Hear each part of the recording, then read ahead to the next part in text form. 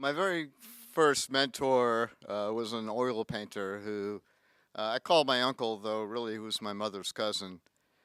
I used to go up to visit him up in the Adirondacks in South Screw, New York, and at his loft in New York City. This poem's for him, and it kind of ties into the last poem because it does have a little bit of it has a tie to World War II. This is called Bullseye.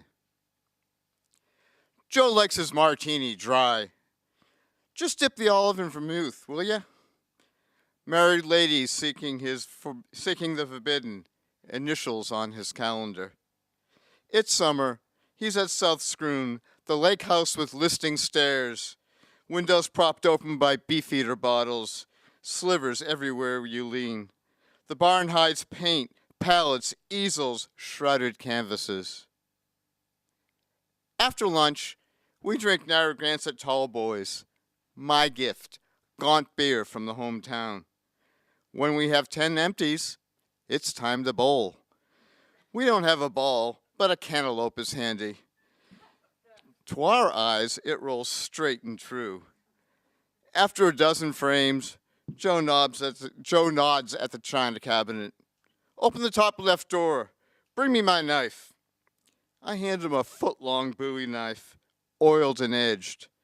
He tosses a cantaloupe in the air, a flick of the wrist. It splits in two. My father sent this knife to me when I was overseas. Told me to use it to kill Nazis. How the fuck was I going to kill Nazis at 28,000 feet? Throw it at a Messerschmitt? Being an ack-ack gunner? Joe fluffs my hair. You're a real hippie, huh? Dylan and Baez?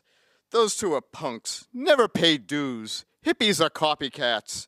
You're all Arts beats. I visit his Greenwich Village flat. There's fragrance, sugary but musty, on his clothes, in the air, on Coke bottle butts. He hands me Ginsberg, Levertov, Ferlinghetti, Bukowski. This is real poetry, not that crap they teach you in school. Any book in his digs is mine. I choose Upton Sinclair, the man in the signed photograph. The next July 4th at Scroon, after a swim, he rails on flower children. My response, beats are just watered down 20s socialist. He smiles, nods, claps my shoulder. After breakfast, before beer, martinis, marijuana, he pulls out a pair of hand-carved bows. I grab a couple of quivers, Joe a fresh cigar. In front of the beach sit two targets. My spot is less than a stone's throw from the Bullseye. His, across the street, past the edge of the property. On a good day, I put 2 arrows in the outer rings. He always buries 5 in the center circle. That moment is the only moment I see the bombardier.